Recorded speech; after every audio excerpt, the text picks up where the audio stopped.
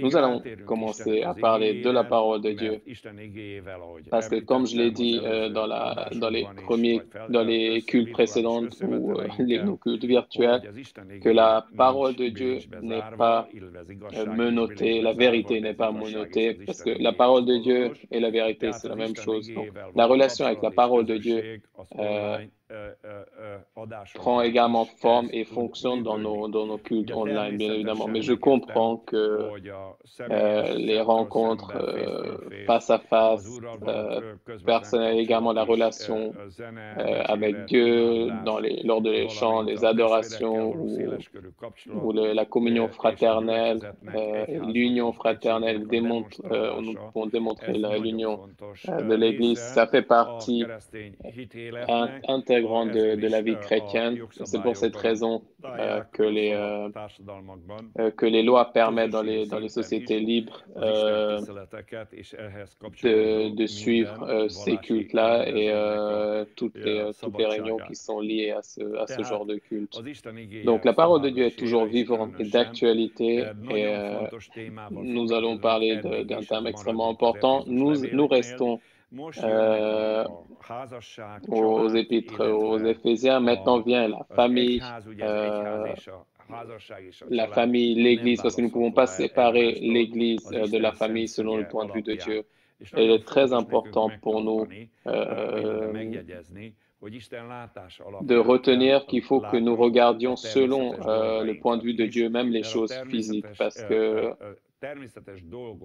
les choses physiques ou le cours des choses normales, c'est une révélation de Dieu. Donc Dieu s'est révélé de deux différentes façons, son pouvoir et sa vérité. L'un des côtés, c'est le monde naturel et l'autre côté, c'est la grâce de Dieu. Et surtout dans le monde naturel que nous voyons, dans l'avenir de l'humanité, il y a une place extrêmement importante pour l'institution de la famille et du mariage. Donc, j'aimerais ici mentionner que c'est pas l'homme qui a créé le mariage, c'est pas une création culturelle ou historique comme certaines personnes en ce moment essaient de démontrer. Et c'est Dieu même qui a fondé cette institution. C'est même pas Adam lui-même, mais c'est Dieu. Bien évidemment que dans Adam, il y a eu ce manque réveillant en lui parce que Dieu avait déjà de base créé Adam pour qu'il ait à terme cette volonté ou ce désir, parce que Adam il ne pouvait pas vraiment l'exprimer, mais nous voyons très bien que Dieu, comme Dieu par exemple a fait conduire les animaux devant Adam, on voit très bien que Adam n'a pas trouvé quelqu'un qui pouvait être digne de lui pour être une aide à lui. Mais il avait ce manque-là, mais il n'avait pas ce manque parce que avant la nature humaine n'était pas encore dégénérée par ni les désirs du corps, ni les désirs des yeux, ni les désirs des choses de cette vie. Parce que ces désirs-là n'existaient pas encore dans la nature humaine à cette époque. Ils sont arrivés après que l'ennemi a tenté l'homme. Quand Adam a eu ce désir de l'intérieur qui jaillissait et qui voulait avoir de la compagnie, une compagne, mais c'est Dieu qui a créé ça pour que l'homme ait à choisir, parce que l'homme a été créé selon l'image et ressemblance de Dieu. L'homme est vêtu de volonté, est vêtu de choix, donc l'homme a la capacité de choisir, décider, et l'homme est en fait comme Dieu, c'est qu'il il peut choisir librement la personne qui il aime. Et ici, la liberté et l'amour est quelque chose vraiment en adéquation. Donc, nous voyons que Dieu choisit de cette manière-là. Dieu a choisi de cette manière Israël, a choisi Jérusalem, Dieu t'a choisi de la même manière pour que tu sois appelé à la relation avec Jésus-Christ. Et c'est de la même manière que de cette liberté, Adam était vêtu au départ, mais Dieu savait très bien que ça allait apparaître comme un manque dans la nature d'Adam. Et Dieu savait très bien qu'est-ce qui manquait à Adam, et c'est pour cette raison que quand il a créé Ève, et comme Adam a vu Ève, et c'est à ce moment-là que Adam a reconnu que c'est elle qui me manque, et c'est de cette manière-là que ce sont ces deux qui font l'union et la plénitude de la nature humaine. Donc, il est extrêmement important pour que nous regardions sur le mariage selon la parole de Dieu. L'institution de mariage est vraiment piétinée aujourd'hui, même si dans le monde, il y a quelques mouvements qui essaient de renouveler le mariage, mais on ne peut pas renouveler le mariage, on peut le renouveler simplement par Dieu, parce que c'est Dieu même qui a créé cette institution. C'est le premier, c'est l'un des premiers formes de communion que Dieu a créé, puis vient d'ici la famille, et d'ici viennent les différentes tribus et les différentes nations qui étaient basées pour la plupart sur des alliances, comme le mariage est basé et fondé en fait sur une alliance. Le fait dans le processus de devenir une nation, comme nous voyons par exemple dans l'histoire de la Hongrie, sans alliance, il n'y a pas vraiment de relation entre ni Dieu et les hommes. Donc, en introduction, c'est ce que je voulais mettre l'accent sur ces choses-là, que c'est un thème très important. Il y a beaucoup de problèmes au niveau des mariages et des familles. On voit que ces institutions sont en crise, et ce n'est pas pour rien, j'en suis persuadé, que les choses irrationnelles et non naturelles qui ont été inventées par les dieux, les différentes formes de communion qui ont été inventées avec des hommes, et également la démographie qui change beaucoup est en relation avec le mariage et la crise du mariage et des familles. Donc nous vivons dans un monde qui n'est pas favorable ni au mariage ni aux familles, et malheureusement ça touche bien évidemment donc les sociétés. Parce que la plupart des problèmes qui existent dans les sociétés, qui apparaissent dans les sociétés ou dans les États-Unis, ce que nous voyons dans les rues, ce qui est un très gros problème, on peut très bien trouver la source de cela. Il ne faut pas faire beaucoup d'études pour ça. Ça revient vraiment aux états des familles. C'est ici que nous trouvons dans la famille, nous apprenons comment il faut vivre avec les autres, comment il faut reconnaître et réagir au travail et aux relations des autres. Si l'homme n'apprend pas ça dans la famille, il ne pourra pas apprendre dans les sociétés. Et on voit très bien que quand les États s'affaiblissent, on voit malheureusement que là où les familles ne fonctionnent pas correctement, fonctionnent avec beaucoup de défauts, nous voyons très bien à quel point ça génère des problèmes, et les problèmes qui sont cachés sous la surface dans ces sociétés-là. Et ces choses-là, malheureusement, apparaissent lors des crises. Donc ces problèmes ne se sont pas créés aujourd'hui. Ce que nous expérimentons dans le monde, ce sont des problèmes qui existent, et nous parlons ici de problèmes qui sont de plus en plus graves. Donc, pour cette raison, notre point de vue, selon notre foi, nous pouvons simplement dire que ici, il n'y a aucun autre chemin pour sortir de cette crise. Le seul chemin, c'est de revenir à la parole de Dieu, pour que, concernant cela, il faut vraiment prendre la parole de Dieu en considération. Même pour les jeunes, qu'est-ce que Dieu dit selon le mariage?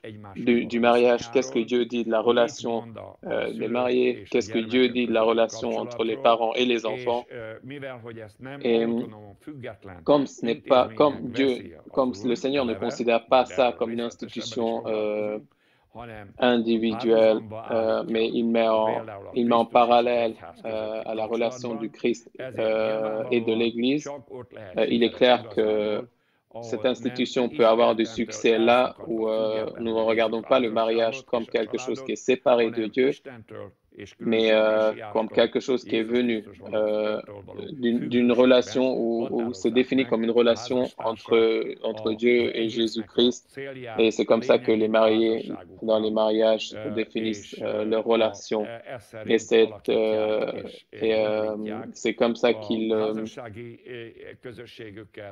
ils vivent leur mariage,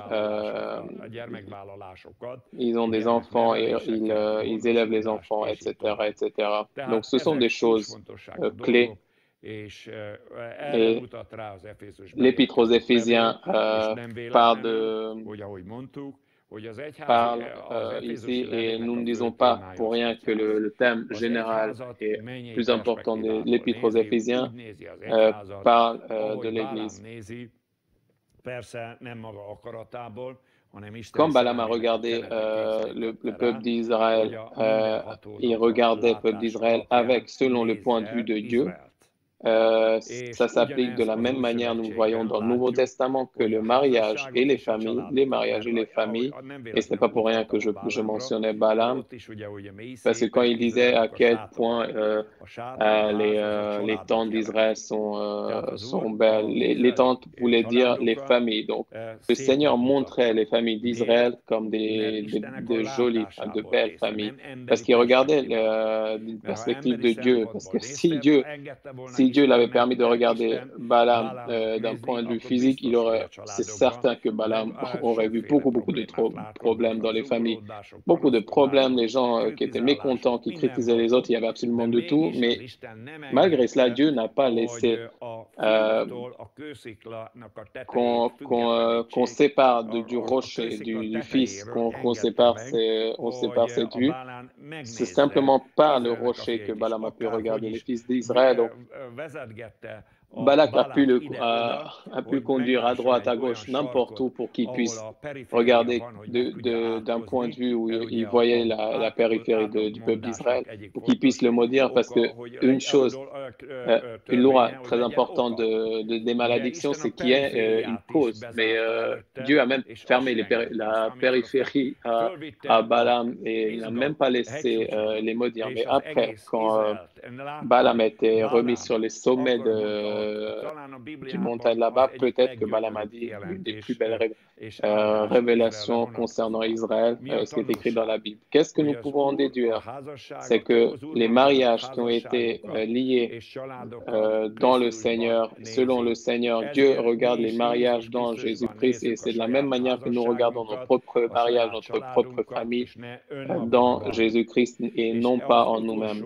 Et je rappelle la dernière partie de ma phrase, c'est que les problèmes viennent parce que nous regardons dans nous-mêmes les mariages et les problèmes qui sont dans les mariages aussi.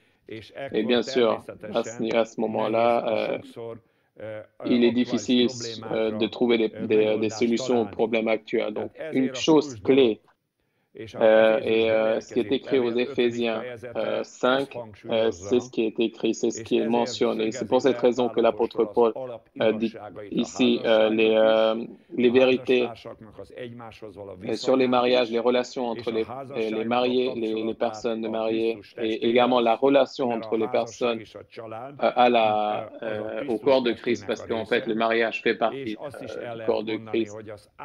Et on peut dire que l'état des familles ou la qualité des mariages définit l'état de l'Église et sa qualité. Donc, notre but plus important pour que les mariages soient de plus en plus grande qualité et qu'ils puissent garder cette qualité, parce qu'il faut que nous travaillons, ça a besoin de travail, parce que les mariages d'une bonne qualité, les familles d'une bonne qualité ne peuvent subsister simplement que avec du travail. C'est pas automatique.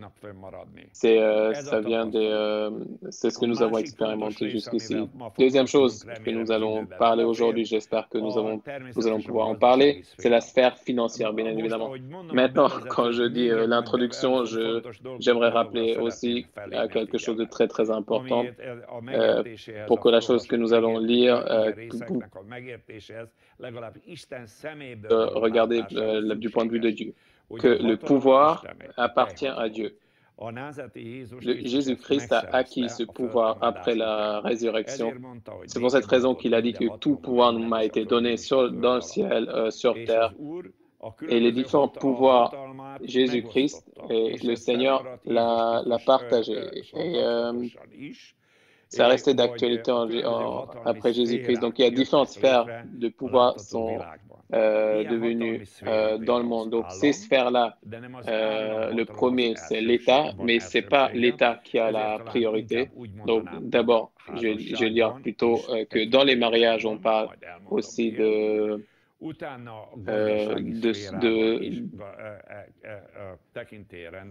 l'ordre dont je vais parler. Dans la sphère financière, il y a également certaines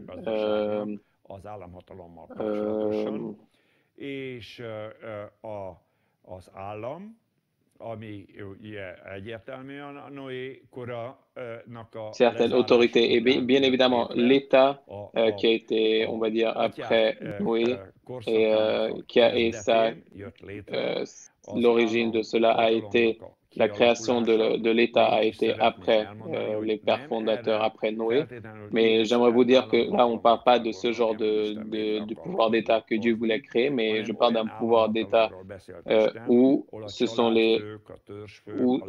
les plus grandes autorités ont les pères de famille et les pères de tribus qui vérifient et qui regardent le pouvoir de l'État. Donc, dans les pensées de Dieu, c'est quelque chose qui est extrêmement lointain de quelque chose qui est différent de Dieu, de voir le pouvoir qui n'est pas donné aux familles. C'est ce que nous voyons dans Israël, comment la Bible esquisse la multiplication des hommes et l'humanité, comment c'est développé. C'est comme ça que nous pouvons en déduire comment ces différentes États-nations se sont créés. Nous pouvons voir comment les différents princes des tribus ont acquis le pouvoir. Donc, il faut vraiment prendre en considération qu'un vrai pouvoir d'État ne peut jamais être contre les familles et contre les mariages. C'est quelque chose qui est opposé à Dieu et en réalité illégitime et un État, le pouvoir de l'État est vraiment illégitime s'il veut engendrer la destruction des mariages et des familles. Ça s'applique la même chose pour la sphère financière économique, que l'économie devrait vraiment être en adéquation avec les familles et avec les mariages. J'espère qu'après cette pandémie, beaucoup de personnes vont réfléchir et pour regarder si est-ce qu'on peut créer le genre d'emploi ou maintenir des emplois qui sont plus emplois compatibles avec les familles. Parce que selon ce que j'entends concernant la pandémie, beaucoup de personnes, c'est assez mélangé, mais beaucoup de personnes disent qu'ils sont plus heureux parce qu'ils peuvent passer plus de temps avec leur époux ou épouse, plus de temps avec les enfants. Et beaucoup de gens se sont rendus compte qu'ils n'ont pas vraiment le temps entre les mains, mais il faut qu'ils travaillent dans un certain système et pour avoir les biens pour pouvoir vivre. Il y a une logique intérieure à ce système-là qui est opposé aux familles et qui n'est pas vraiment une aide et surtout quelque chose qui empêche les familles de se développer. Je ne pense pas qu'on puisse vraiment changer cette culture-là, mais ces derniers temps ont quand même été bénéfiques pour que nous puissions vraiment lever les yeux pour voir, en réalité, dans quel genre de culture nous vivons. Que cette culture fonctionne un peu comme comme dans la prison où l'apôtre Paul et Silas étaient, la prison de Philippe. Et on peut simplement sortir de ces jougs, de cette prison-là, qu'avec la grâce de Dieu. Parce que ce système qui a été créé, que les gens sont obligés de rentrer dans ce système-là pour subvenir à leurs besoins, il faut prier pour que ce système-là ne détruise pas la famille, les relations et la vie de ces personnes. On pourrait en dire énormément de choses. Donc, il faut prendre en considération que le mariage n'est pas un forum de société, une forme sociétale qui n'a pas vraiment de révélation dans la parole de Dieu, mais justement au contraire, c'est quelque chose qui est primordial dans la parole de Dieu. Ça suit certaines règles et des règles vraiment très précises. Dieu définit les rôles et les places des personnes dans les mariages. Nous voyons la même chose dans la relation entre les parents et les enfants et la même chose dans la sphère économique, où Dieu a décidé comment la relation doit être entre l'employeur, l'employé et l'ensemble vers les propriétaires. Bien sûr, nous voyons qu'il y a beaucoup de choses contraires à la parole de Dieu, vraiment mondialement. De toutes parts, des deux côtés. Donc, je ne parle pas seulement que d'un côté. Donc, ça vient des deux. Donc, c'est quelque chose ces problèmes sont créés, sont extrêmement difficiles à y trouver, la raison. Donc, maintenant, nous allons lire la parole de Dieu, Éphésiens 5, 21. Vous soumettant les uns aux autres dans la crainte de Christ. Femmes, soyez soumises à vos maris, comme au Seigneur, car le mari est le chef de la femme, comme Christ est le chef de l'Église, qui est son corps, et dont il est le Sauveur. Or, de même que l'Église est soumise à Christ, les femmes aussi doivent l'être à leur mari en toutes choses. Donc, pour l'instant, jusqu'ici, ça c'est la première fondation, première vérité que dont l'apôtre Paul parle ici. Donc, suivant la soumission, j'aimerais parler un petit peu de la soumission, parce que la soumission vient de hypotasso. Ici en français, c'est soumission, donc ça c'est la première chose. Ça veut dire que je me laisse faire, je laisse la décision à quelqu'un. Et donc, dans le verset 21, premièrement, ici on parle d'une soumission réciproque, où l'expression clé, la crainte de Dieu. Crainte de Dieu. Donc là, il n'y a pas vraiment de crainte de Dieu, où c'est pas Dieu qui est dans le centre. Bien sûr, il va y avoir des choix sur quoi je peux me soumettre et concernant quoi je peux pas me laisser faire. Donc, ce que j'aimerais dire dans le verset 21, ça s'applique à tout le monde. Ça s'applique aux maris, ça s'applique aux parents, concernant les parents. Donc, qu'est-ce qui se passe, par exemple, si c'est les enfants qui ont raison et on trouve que le Seigneur parle et dans une situation, c'est les enfants qui ont raison et dans cette situation-là, les parents n'ont pas agi selon la crainte de Dieu. Un vrai parent qui craint de Dieu, qu'est-ce qu'il fait? Il se soumet à Dieu et il corrige son comportement. La même manière concernant les époux. La même s'applique aux églises. Donc, on peut pas seulement mettre l'accent sur le fait et dire que ce sont que c'est les croyants qui doivent se soumettre au pasteur, mais qu'est-ce qui se passe si c'est le contraire? C'est le pasteur qui voit quelque chose de mal. Mais il y a beaucoup de situations dans la Bible qui a montré que oui, parfois, un homme de Dieu a fait une erreur. Vous avez le roi David qui a fait une erreur. Et c'est quelqu'un qui était soumis, par exemple, ici, le prophète Nathan, qui lui a dit la parole de Dieu. Bien évidemment, ce n'est pas quelque chose apprendre pour faire tribu et pour empêcher vraiment le travail des vrais dirigeants de Dieu et les empêcher d'agir correctement. Je suis persuadé que beaucoup de gens existent malheureusement.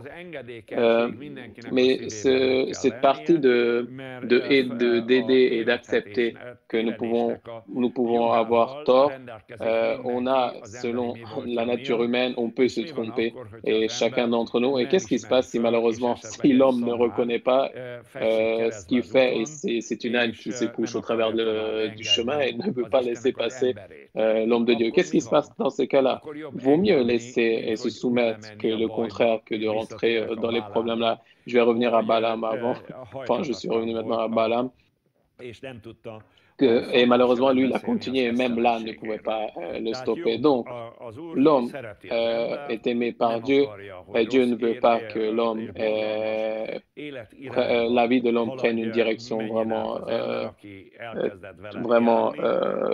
compliquée. Et le Seigneur utilise différentes choses, utilise les hommes, parfois même les hommes qui sont du monde. Là, je ne parle pas des hommes qui sont pas des menteurs, mais des hommes par qui Dieu peut dire, fais attention, corrige-toi. Et pour que nous puissions être ouverts à ce genre de correction qui vient de la volonté de Dieu et qui est en adéquation avec sa volonté, il faut que nous ayons cet esprit de pouvoir de se soumettre aux paroles sages, de se soumettre à la parole de Dieu. Comme dit la parole de Dieu, aujourd'hui, quand tu entends la voix du Saint-Esprit, n'endurcis pas ton cœur. Ouvre ton cœur, ne ferme pas la porte de ton cœur. Laisse entrer la parole, la voix du Saint-Esprit. Peut-être que ça va venir au travers de ton enfant. Peut-être que ça va venir au travers de ton frère. On ne peut pas vraiment le savoir. Les personnes qui ont cet esprit en eux, leur esprit signale. Ils savent très bien que oui, ça c'est quelque chose qui est vrai. Ça c'est vraiment vrai. Donc ici, on parle de cela, que ce n'est pas une bonne chose d'avoir un état de toujours penser que j'ai toujours raison. Et cette attitude va vraiment détruire la vie de communion, de la communauté. Il ne faut pas avoir peur de se tromper. Si une personne a vraiment été appelée par Dieu, si on trouve des erreurs que cette personne fait ou peut faire, on se dit que cette personne va perdre son service. Non, la personne ne va pas perdre son service. S'il se soumet, il ne va pas perdre son service. Comme j'en ai parlé samedi, chez Moïse, il y avait aussi une mésentente qu'il ne fallait pas qu'il frappe sur ce rocher-là 2 fois, mais il fallait simplement le toucher avec le bâton de Aaron. Il fallait y aller avec le bâton de Aaron. Il fallait simplement parler à la roche en disant « Hé, la roche, donne de l'eau au peuple. » Et ils auraient pu avoir de l'eau. De la même manière pour nous, aujourd'hui, il ne faut pas frapper le Seigneur, il ne faut pas jeûner pour que le Seigneur nous donne le Saint-Esprit. Il faut parler au Seigneur.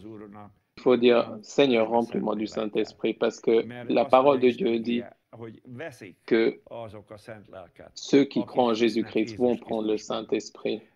Pourquoi? Parce que le Saint-Esprit existe déjà. Jésus-Christ a perdu le prix. La haine de Dieu a frappé Jésus-Christ à cause de nos péchés, bien sûr. Et de ce rocher-là, ce n'est pas simplement le pardon des péchés, mais également le Saint-Esprit qui en est sorti, qui a été appelé pour qu'il puisse démontrer la gloire de notre Rédempteur dans notre vie. Et j'ai parlé aussi de Moïse. Aaron a fait encore plus d'erreurs. Et la sœur d'Aaron a fait encore plus d'erreurs qu'Aaron. Elle a eu beaucoup de problèmes. Bien évidemment, je ne veux pas rapetisser ces choses-là. Ne me mécomprenez pas. J'aimerais simplement dire qu'il faut rester ouvert. Il faut laisser faire. Il faut se soumettre. Comme les dirigeants sont soumis au peuple, le peuple est soumis à Dieu, l'homme est soumis à la femme. Dans le cas où l'homme peut se tromper, par exemple, Abraham. Abraham ne voulait pas laisser partir Ismaël parce qu'il aimait beaucoup Ismaël. Et Sarah a dit non, l'épouse a dit non, envoie-le. Pourquoi? Abraham aurait pu penser quoi? Il aurait pu penser non, c'est ma femme qui est trop émotionnelle, émotive et elle aime beaucoup son propre fils, Isaac, et peut-être que ma femme ne peut pas aimer la femme d'une autre. Mais en fait, il s'est avéré que il ne s'agissait pas de ça, mais qu'il fallait que ce soit la volonté de Dieu qui puisse, euh, qui puisse gagner ici dans cette situation. Et Ismaël, dans cette situation, ne pouvait pas être un membre de l'héritage d'Abraham. Et pour cette raison, c'est Sarah qui avait raison. En fait, c'est pas Sarah vraiment qui avait raison, mais c'est la révélation venait au travers de Sarah, la révélation du Saint-Esprit. Et on voit la crainte d'Abraham, la crainte de Dieu d'Abraham, on voit très bien parce que il a laissé Sarah avoir ici raison parce qu'il a pu voir que c'est la voix de Dieu, c'est la parole de Dieu, même si ça a dû lui faire vraiment très mal dans son cœur qu'il fallait qu'il envoie son propre fils ailleurs. Donc, dans une église, la direction doit être de la même manière, d'avoir une soumission des deux côtés, dans les familles, mais aussi dans les églises. C'est une relation. Et il ne faut pas regarder, il ne faut pas écouter, il faut pas écouter les discussions de chrétiens qui ont leur plus grand travail, c'est de trouver les erreurs qui rendent les églises hors la loi, les pasteurs hors la loi. Il ne faut pas les écouter. Ces choses existent toujours, ces gens-là existent toujours. C'est de la populace. C'est la même populace qui allume les feux dans les magasins. Eux, ils n'allument pas les feux dans les magasins, mais ils allument les feux dans les églises. Mais l'essentiel est la même. C'est complètement différent. Ils détruisent, c'est l'essence de leur vie même. Donc, la première chose ici, par laquelle commence la Bible, que les femmes soient soumises au mari. Ici, comme j'ai dit, l'expression être soumis ou donner raison. Ici, il est mentionné aussi comme au Seigneur.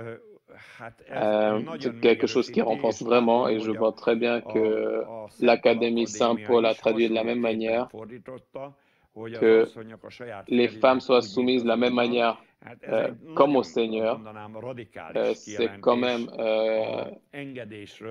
une révélation radicale. Et bien sûr, n'oublions pas le verset juste avant, que le mari doit vivre dans la crainte de Christ, dans la crainte de Dieu. S'il il a la crainte de Dieu. Et qu'est-ce que la crainte de Dieu? C'est-à-dire que le mari ne pense pas vraiment, lui tout seul, qu'il a le pouvoir sur quelqu'un, mais qui fait partie d'une chaîne d'autorité. Comme il est écrit également, je veux que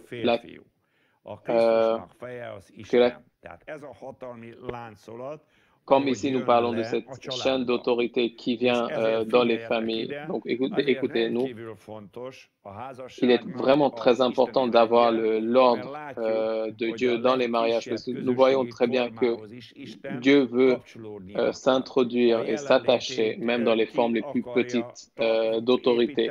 Dieu veut bâtir et maintenir sa présence. Et on ne peut pas créer vraiment de société matérialiste et vraiment sans Dieu, seulement s'il sépare les mariages de la parole de Dieu. Et comme ils n'ont pas réussi dans le XXe siècle, surtout dans le communisme, dans le nazisme, c'était un autre problème, c'était du racisme, la haine des peuples et les génocides. Chez eux, ils ont fait... ils ont mis un niveau industriel, ils ont industrialisé carrément le génocide de différents peuples, de juifs et d'autres peuples. Mais dans le communisme, ils détruisaient les familles d'une manière systémique. Ils regardaient sur les familles. la vue sur les familles, la même vue qu'ils avaient que sur les religions. Moi, j'ai entendu quand j'étais jeune, on disait, alors c'est une expression hongroise, c'est on disait que les gens, là où ils avaient un mariage traditionnel, on disait que c'était le petit peuple, le petit peuple qui avait hérité du système féodal du Moyen Âge, de la même manière que la religion. Parce que au temps du communisme, les personnes qui s'attachaient à ce genre d'institution du mariage, des personnes qui avaient leur foi et avaient une religion. Et puis alors, dans la société, ils ont commencé à détruire les familles. Donc, il faut comprendre que la guerre est menée contre la famille et contre les institutions qui ont été créées. Le mariage et la famille par Dieu dure depuis plus d'une centaine d'années. Et cette guerre-là dure et descend de plus en plus dans ces méandres. Mais ils ne peuvent pas avoir raison là où l'homme et la femme voient très bien et prennent en considération les révélations de Dieu selon le comportement dans ces mariages. C'est le futur. C'est comme ça que nous pouvons assurer notre maintien. Et là, malheureusement, on parle de subsistance, de subsister, parce que là, on parle vraiment de...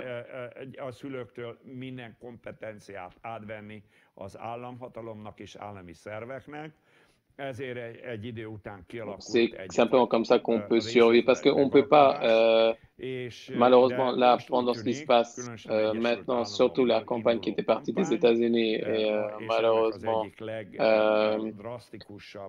l'une des formes les plus drastiques était partie des États-Unis,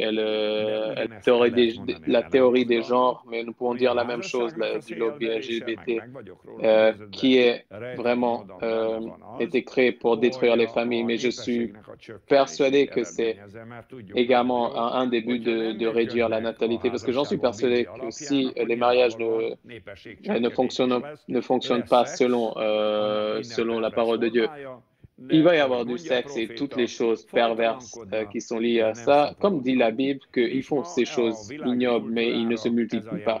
Et c'est ce qui est applicable à la culture d'aujourd'hui dans le monde. Dans la culture, et c'est vraiment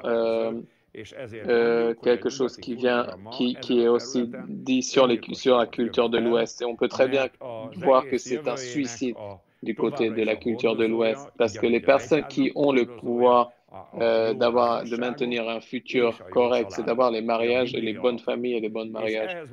Et revenir à ces choses-là est extrêmement important.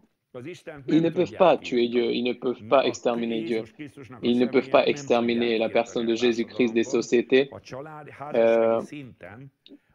Si au niveau des mariages, les personnes sont mariées dans le Seigneur et ils ont leur relation avec les uns et les autres dans le Seigneur. Et surtout maintenant, où l'esprit dans l'Antéchrist se renforce, le fait de nier le Père et le Fils, nous voyons très bien que dans quel genre de culture la famille et les mariages, les mouvements contre ces institutions-là existent, c'est dans les sociétés de l'Ouest. Parce qu'ici, nous parlons d'une manière, nous parlons ici de la relation de Christ, parce que le mariage n'a rien d'autre que la relation entre Christ et l'Église. C'est un parallèle et c'est un schéma, c'est quelque chose, un schéma qui est calqué sur la relation entre Christ, la relation entre Christ et le corps de Christ. C'est cette relation-là. Comment chacun des deux côtés sert l'autre. Qu'est-ce que Dieu a donné? Qu'est-ce que le corps de Christ donne à Christ? Et c'est ces choses qu'on peut voir physiques et naturelles, mais qui n'est pas naturel parce qu'il y a vraiment la grâce de Dieu et la présence de Dieu, c'est la famille et le mariage. Si on détruit ça, ils peuvent vraiment faire sortir la Bible de la société. ils peuvent faire sortir la personne de Jésus-Christ. Ils peuvent le terminer dans les sociétés. Parce qu'on voit très bien des sociétés où les mariages sont en ruine. On accepte l'homosexualité, les différentes formes perverses de la sexualité, et de la même manière dans les églises et chez les membres des églises. Ils font ces destructions culturelles et ils tolèrent ces choses, ces comportements qui sont vraiment contre Dieu. Ça, c'est leur travail, mais en plus de ça, ils créent comme si c'était déjà des dogmes. Donc, ces processus durent maintenant où le préambule ou la préparation de ces process ont commencé dans les églises là, le fait de détruire donc ces institutions. Donc, c'est ce qui se passe.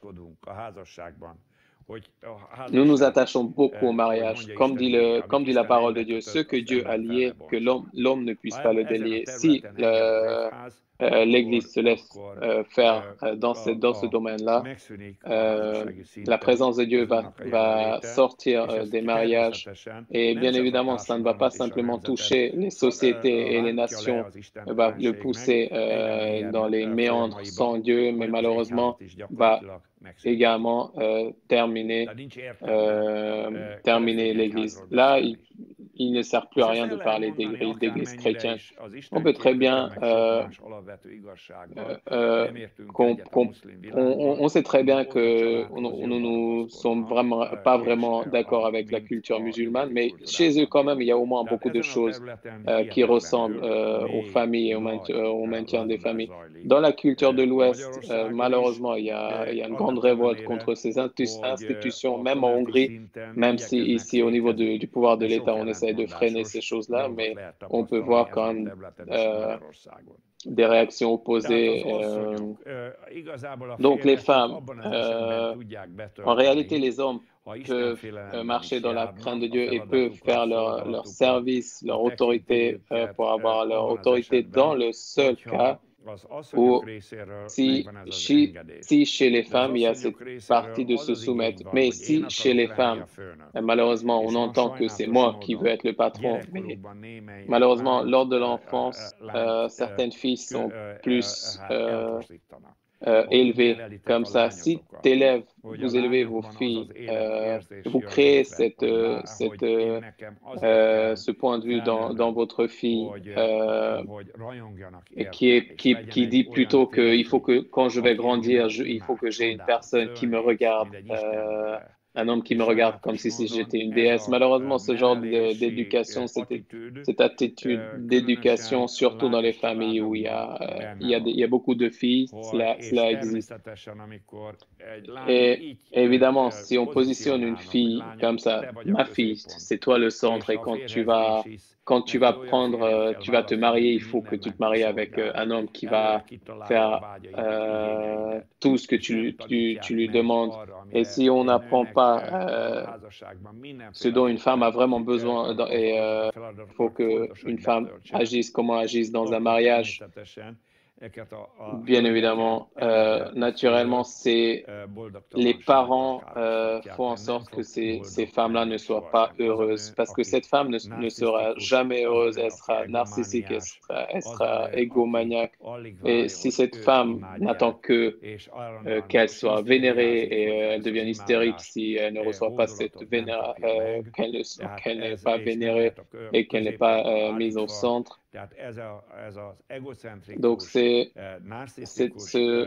cette image d'égocentrique et d'égo narcissique, le développement de cet égo est vraiment très dangereux. Et je rappelle votre attention que cela commence, il faut faire attention déjà au moment de l'enfance. Croyez-moi, les enfants sont vraiment très gentils. Nous allons élever avec ma femme 3 filles et un garçon, et il faut que je dise que je sais très bien que les filles sont vraiment très gentilles. Et parfois, très souvent, c'est plus facile de se comprendre avec elles. Donc, elles sont gentilles, mais l'essentiel, il faut qu'on fasse attention que cette atmosphère gentille qui enveloppe les petites filles, que les parents ne réagissent pas cela avec trop de gentillesse parce que ça ne va pas l'aider, ça ne va pas les aider une fois qu'elles vont grandir. Elles vont grandir. Tout le monde doit apprendre que dans la vie, sans service et adaptation, les bonnes relations ne vont pas se créer. Donc,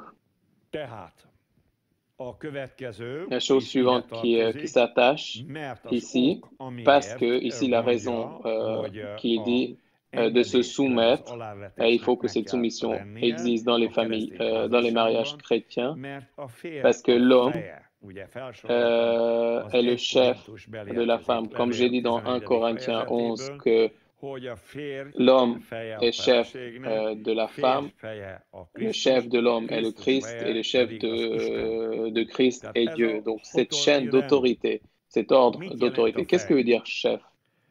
Chef veut dire la direction, la créativité, la pensée.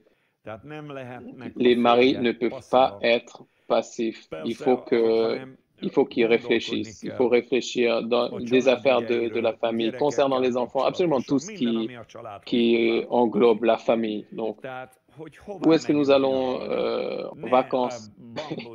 L'homme, il ne faut pas qu'il regarde en l'air comme ça. Il ne faut pas qu'il se dise que c'est la femme il faut que la femme choisisse, parce qu'à la fin, toutes les décisions vont venir de la femme. Donc, le mari doit être actif. Donc, il doit vraiment très souvent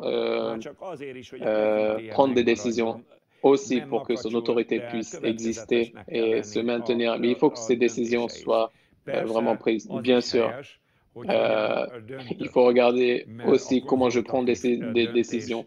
Le fait de prendre des décisions en consultant l'autre, c'est quelque chose qui est vraiment très apprécié. Gagner le soutien de la femme. Bien évidemment, la femme doit quand même être ouverte aux différents arguments de l'homme. Il ne faut pas qu'elle soit comme une âne. Il ne faut pas qu'elle dise, si on ne va pas là-bas où je veux, mais faire tout ou n'importe quoi. Donc, on ne peut pas, on n'a vraiment pas besoin de ce genre de choses parce que ça détruit les relations. Comme on dit dans les rues, quand les femmes utilisent ce genre de techniques, les femmes attachent les hommes sur leurs doigts. Ça, c'est pas quelque chose de bien. Après, la femme va dire, mais pourquoi mon mari est devenu pourquoi il ne porte plus la culotte? Pourquoi il ne peut vraiment pas prendre de décision? Il faut qu'on réfléchisse. Est-ce que ça vient de la mère? Et est-ce que ça vient de sa mère? Parce que ça, on peut encore guérir, parce qu'il est écrit qu'il va quitter sa famille et va s'attacher à sa femme. Ou si c'est la femme qui suce tout le pouvoir et toute la force de l'homme. Parce que peut-être que dans son emploi, il peut être un bon dirigeant, mais dans la famille, il ne peut pas prendre une bonne décision parce que c'est aspiré de lui. Quand il rentre à la maison, c'est comme si c'était un aspirateur spirituel qui aspire la force de lui, de ses pensées, et lui va rester complètement inerte et léthargique. Et bien sûr, à ce moment-là, la femme va sentir que si elle-même, elle ne fait pas tout ici, rien ne va se passer ici. Donc, la tête ou le chef est le chef qui dirige. Et pour cette raison, il est extrêmement important que nous ne disions pas simplement des femmes qui se soumettent, mais que le chef puisse prendre des décisions, que la femme puisse voir que ça vient vraiment de la tête et pas d'ailleurs. Là où il y a la science, là où il y a l'intelligence, là où il y a la maturité. Donc, ce n'est pas quelque chose qui est attaché comme on dit que la bêtise est attachée à la tête de l'enfant. Donc là, bien évidemment, s'il y a des décisions comme ça, une femme qui réfléchit bien, elle va jamais penser et elle va jamais faire que les différentes décisions, peut-être infantiles de l'homme, doivent être acceptées. Peut-être qu'elle va penser qu'il faut faire autrement. Donc, revenons à ça. Donc, le chef, comme le Christ, nous voyons très bien que Christ dirige son Église. Bien sûr, si l'Église se laisse diriger. L'Église peut aussi marcher selon sa tête, bien sûr, mais il est important que là, on parle vraiment de la mesure de la vraie Église, que la vraie Église doit être soumise à la direction du chef. Et qu'est-ce qui est chez la chef? C'est la direction, chez le chef, c'est la direction du Saint-Esprit.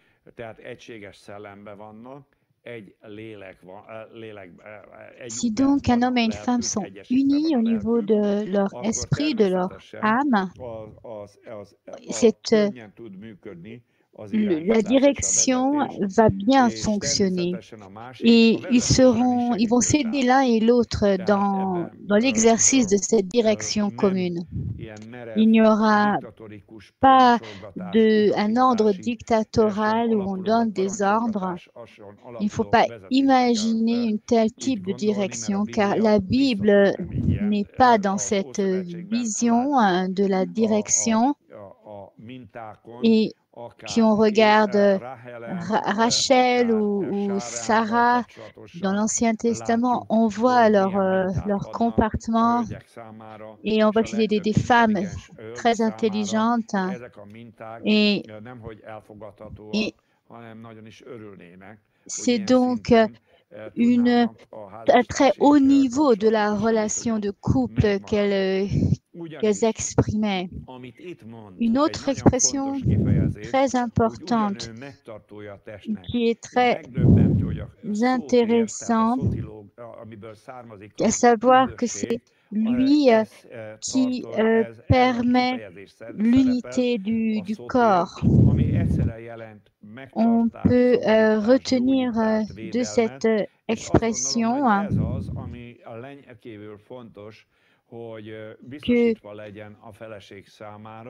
que la femme peut hériter du salut. Moi, j'ai une opinion très positive des femmes chrétiennes, et car c'est elles qui travaillent pour le salut de leur famille. Il y a beaucoup de cas où c'est l'homme qui n'obéissait pas à Christ, mais elles ont persévéré et elles ont tout fait pour rester, pour continuer de suivre le Christ, de prendre soin de leur famille. Donc c'est très important que le couple marche bien, que la femme soit protégée, qu'il y ait une protection au-dessus de la famille, par exemple, contre la violence, il faut que l'homme soit le mari soit celui qui va prendre position pour sa femme. C'est l'expression que personne n'a jamais haï sa propre chair. L'homme doit tout faire pour que la femme avance dans le chemin du salut. L'homme, le mari ne saurait pas être méchant vis-à-vis de la femme. Donc, comme le Christ amène l'Église au salut, donc de la même manière, le mari, non pas juste sur le plan spirituel, mais quelque part, il y a un travail de rédemption vis-à-vis de sa femme pour qu'elle puisse bénéficier des bénédictions qui viennent de son mari, que la femme, la Bible nous dit, est la gloire de l'homme. Donc, la gloire qui s'exprime du mari, qui s'exprime au travers de sa femme. Je me souviens de frère Derek Prince qui disait « Montre-moi ta femme, je te dis qui tu es ». C'est au travers d'une femme qu'on peut voir qui est réellement, quel type d'homme est son mari. Et mon expérience, c'est qu'il y a vraiment une grande vérité, c'est une vérité biblique derrière.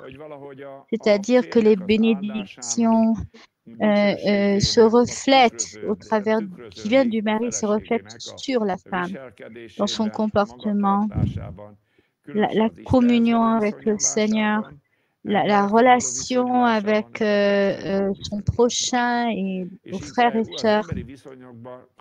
Et je dirais que un reflet d'abord au sein de la famille et après avec vis-à-vis du prochain. Donc ce comportement au sein de la famille. Et je continue concernant le mari. Donc, de la même manière que l'Église suit le Christ,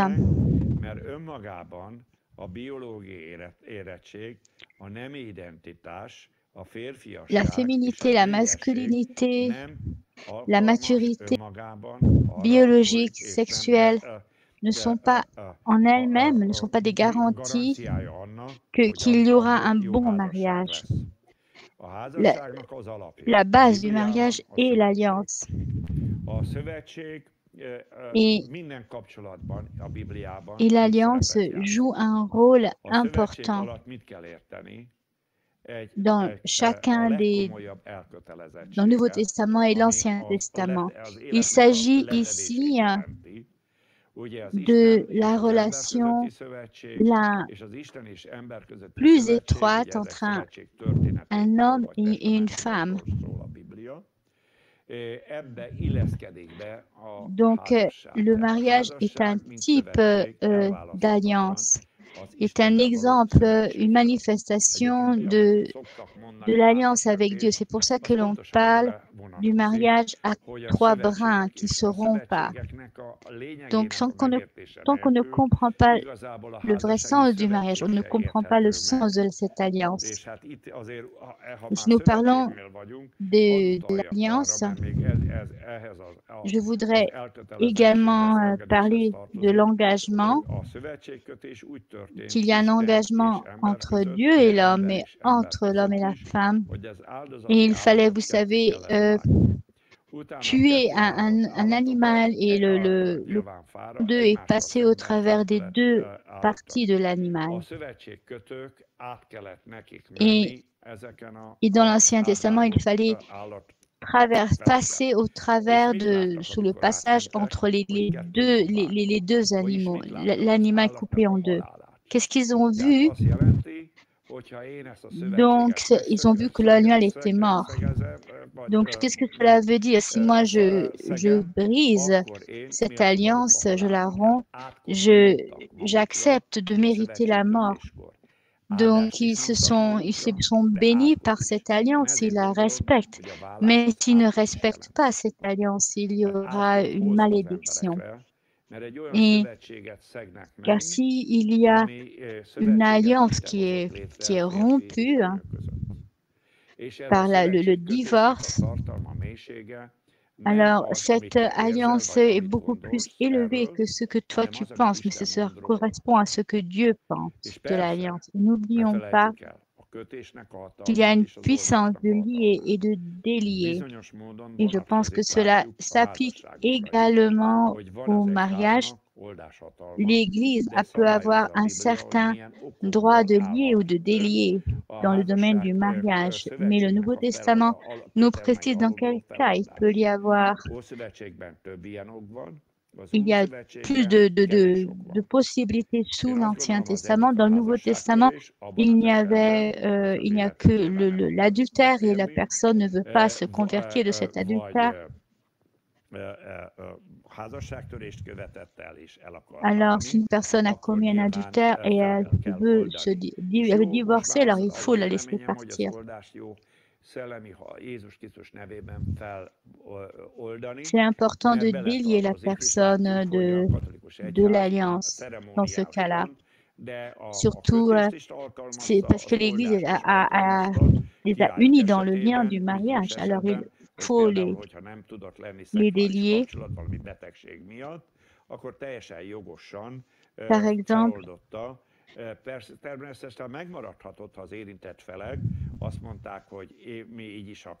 il y avait eu un cas d'un couple où ils ne pouvaient pas avoir de relations sexuelles pour des raisons médicales et il n'y avait donc pas de lien marital.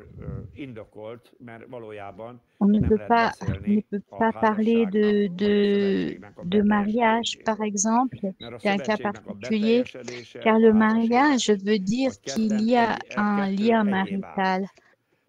Ils deviennent réellement une chair.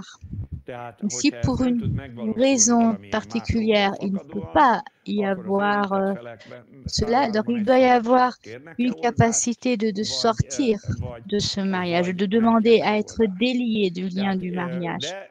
Mais la loi de base, la vérité de base que nous trouvons dans le Nouveau Testament et à plusieurs endroits dans le Nouveau Testament, ce que Jésus aussi a confirmé et les apôtres, je pense que c'est ce qui est toujours vrai, ce que le Seigneur a uni, que l'homme ne le délie pas. Donc, c'est très important de comprendre pourquoi est-ce que l'adultère est un péché très grave. Bien sûr, la fornication est également un péché très grave. On peut aussi aller en enfer à cause de la fornication, mais l'adultère est plus important comme péché. Il y a et on le voit qu'il y a une malédiction après l'adultère. Leur vie ne sera plus la même. C'est ce que nous devons comprendre. Dans cette façon séculaire de penser le monde qu'il y a dans notre société, chacun fait ce qu'il veut. Mais si dans notre vision biblique, même s'il y a de l'amour, il faut regarder ce que dit la Bible. Il faut faire attention à cela, l'importance de l'alliance. Également de Malachie, on ne va pas y aller rechercher le verset dans Malachie. Il y avait une expression pour parler de ceux qui vivent dans le mariage, que le Seigneur nous enseigne l'alliance, nous enseigne le mariage. Moi aussi, j'ai compris le sens de l'alliance au travers du mariage.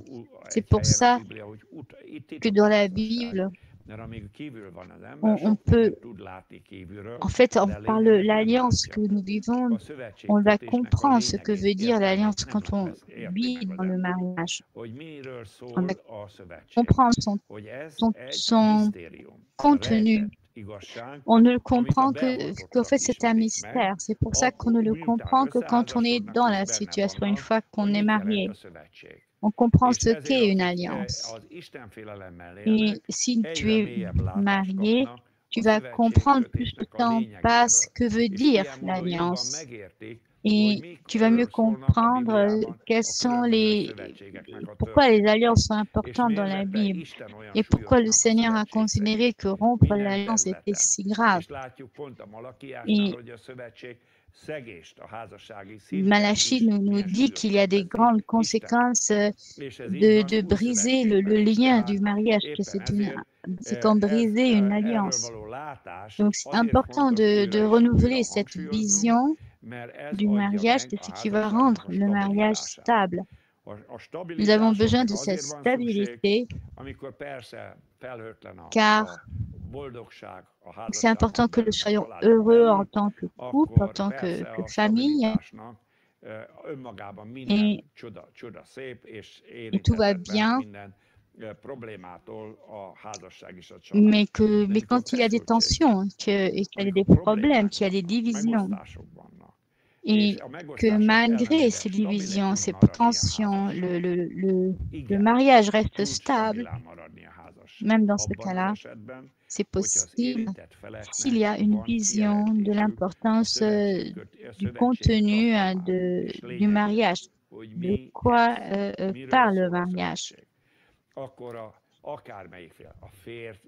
Le mari et la femme, après une grande dispute, ne vont penser à divorcer. Ils ne vont pas y penser, car ils savent que oui, on s'est disputé, mais on doit revenir à la base, on doit revenir à l'alliance que nous avons conclue. Ainsi, dans l'expression hongroise, on parle d'engagement. Dans le mot engagement, il y a le mot lien, elkötelezettség en hongrois. C'est-à-dire que s'engager, ça veut dire accepter ce lien qui nous tient l'un à l'autre. Et c'est ainsi que notre vie deviendra de plus en plus harmonique au sein du mariage. Car le Saint-Esprit va nous enseigner l'essentiel du mariage, de l'alliance. Et une des choses les plus merveilleuses de la vie, c'est vivre en alliance, de vivre dans le mariage, de vivre en alliance avec Dieu. Moi, je plains ces personnes qui ne comprennent pas, qui n'ont jamais fait l'expérience de cette alliance, qui n'ont pas compris que c'est la base pour que les familles subsistent, pour que les nations subsistent, pour que l'Église subsiste. Ainsi, c'est très important que nous acceptions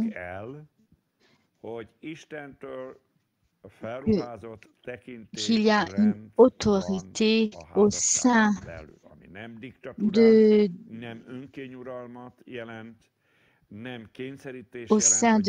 la famille.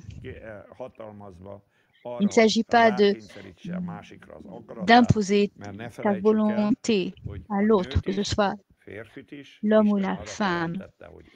Personne n'a été créé pour qu'une autre personne ne domine sur toi. Je me souviens, pendant le communisme, on disait que les enfants doivent être élevés par la société. Donc, les parents n'avaient pas beaucoup de droits. Tout était gratuit pour les enfants, car les enfants appartiennent à l'État, à la société. Il y avait donc une très grande différence entre les parents qui acceptaient cela et ceux qui n'acceptaient pas.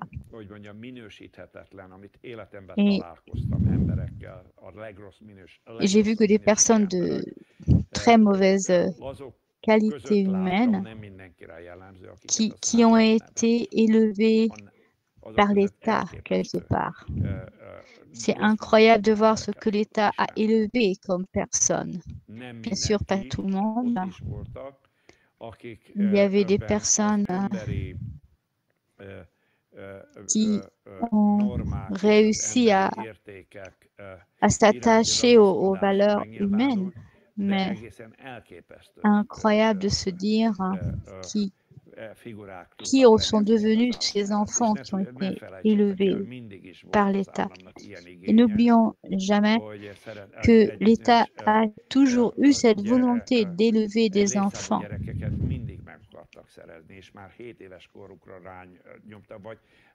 Je me souviens que l'État a essayé parfois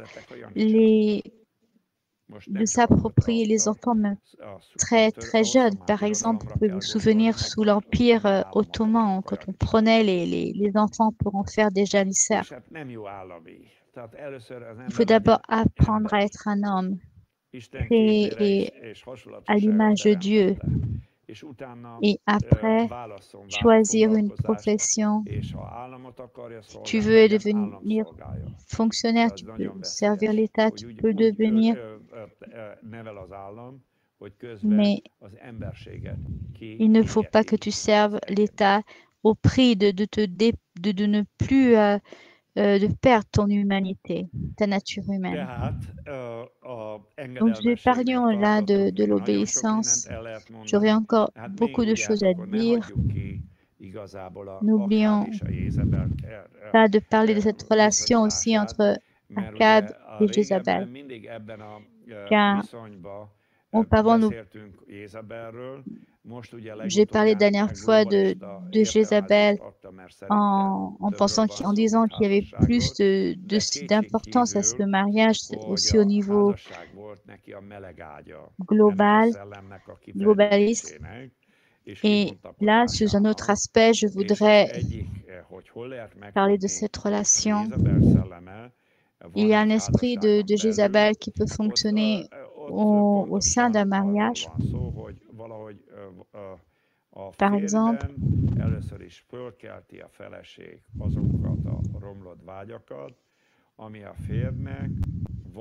c'est que la femme va éveiller des désirs mauvais chez le mari qui vont le faire s'éloigner du Seigneur. C'est la conséquence de l'influence de la femme. Par exemple, une personne qui ne va plus arriver à suivre le Seigneur. Il y a, par exemple, un double esprit où il y a une double vie de la personne. La personne est dans l'église, en dehors de l'église, etc. Et cela fonctionne à cause du mariage. Dans son mariage, il y a une force qui fonctionne. Il n'arrive plus à s'engager auprès de l'église, dans le ministère de l'église.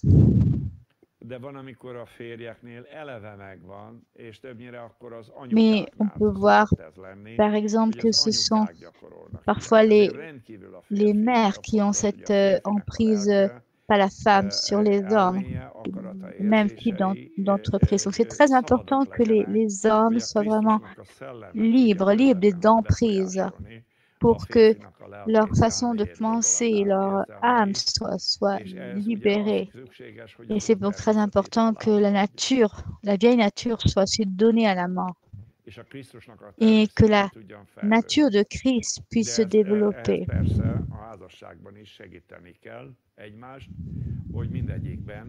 Il faut donc au sein du mariage, il y ait l'expression de la nature de Christ. Comme j'avais dit, que Jézabel était toujours en train d'influencer, de faire pareil. À cause d'elle, il y avait des désirs qui l'éloignaient tout le temps de Dieu. Cela venait aussi de Jézabel.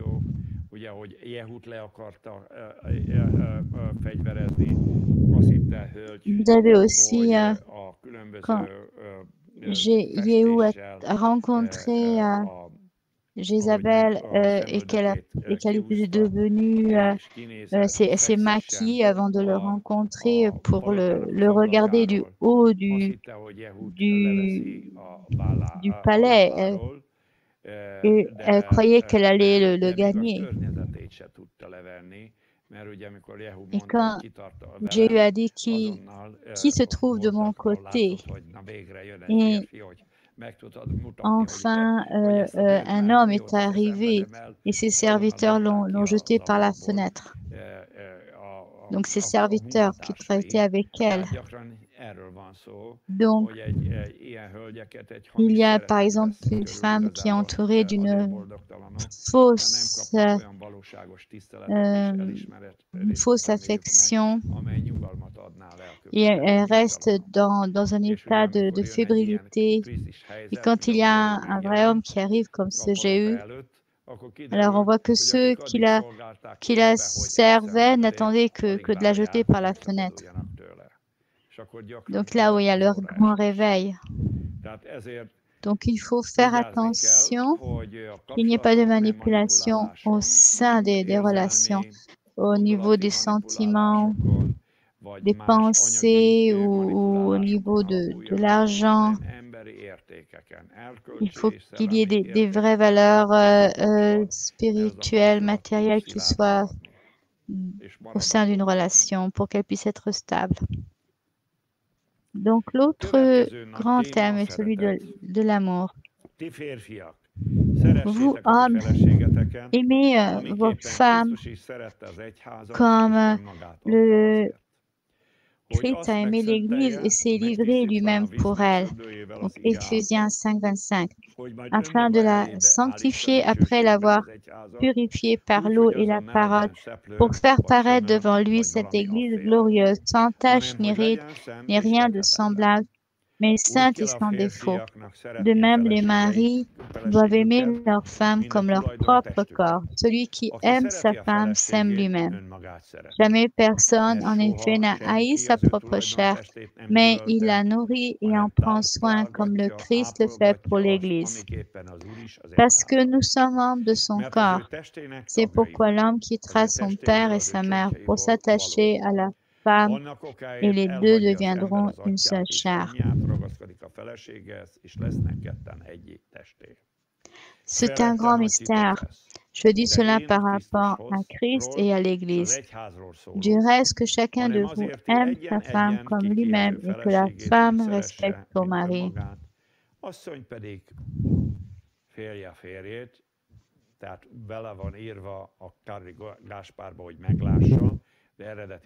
En gros, on peut traduire que la femme craigne son mari. C'est comme ça que c'est traduit. C'est respecte en français.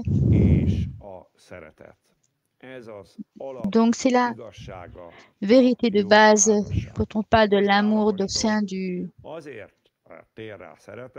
mariage. Une fois qu'il y a la partie sur la soumission qui est expliquée, il faut que l'homme porte la responsabilité, assume la responsabilité. On nous dit que les hommes doivent aimer leur femme et ne doivent pas s'aigrir contre elles. Cela peut se passer quand une femme critique toujours son mari et cela va donner cette amertume chez le mari. Donc, il faut faire attention pour que les femmes parlent bien avec leur mari. Notamment quand il y a des familles où on ne connaît pas vraiment la nature des hommes. On s'imagine que les hommes sont si forts. En fait, ce n'est pas le cas. C'est juste une ressemblance, une apparence.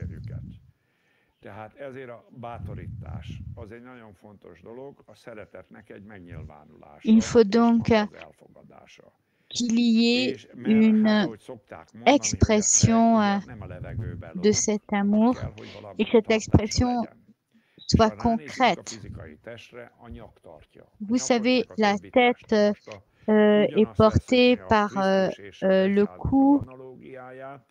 On peut dire que c'est le cou la femme qui joue le rôle du cou, c'est le cou qui va porter la tête qui est le chef. Et ce qui les relie, c'est cet amour. Donc, dans beaucoup de cas, si je regarde une femme, peut-être quelqu'un qui n'est pas si joli à regarder son visage, mais qu'il a une bonne allure, alors l'allure peut compenser les défauts de son visage. Donc, c'est la femme qui va donner la stature, l'allure du mari. Elle ne doit pas l'affaiblir. Et il ne faut pas que l'homme entende de sa femme, tu n'arrives à rien. Tu es comme ton père, tu es comme ta mère, etc.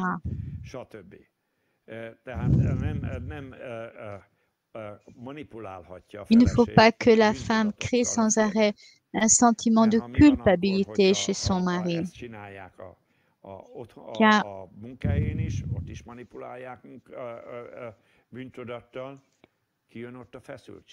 par exemple, s'il y a une tension avec sa femme, alors cela va se répercuter quelque part dans un autre domaine de sa vie, comme par exemple dans sa vie professionnelle. Peut-être qu'il n'ose rien dire à sa femme au bout d'un moment. Et cela va créer ça va déborder en fait au niveau dans la vie professionnelle. Vous savez, c'est souvent chez les personnes dirigeantes qu'elles vont qui vont se compenser dans leur vie professionnelle.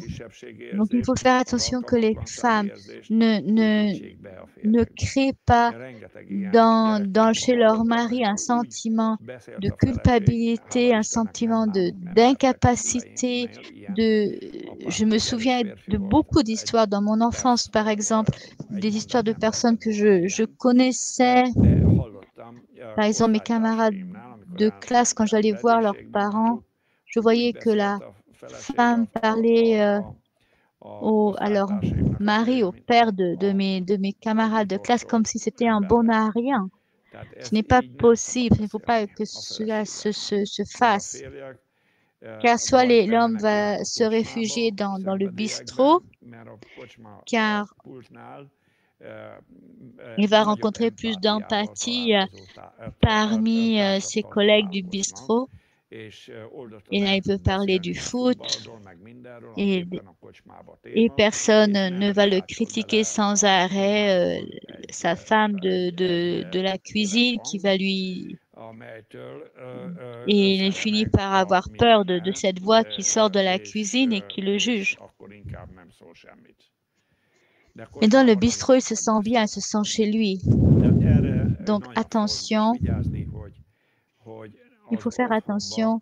Ça peut être vrai aussi dans l'autre sens, que on ne manipule pas l'autre personne par la culpabilité, à cause de nos paroles.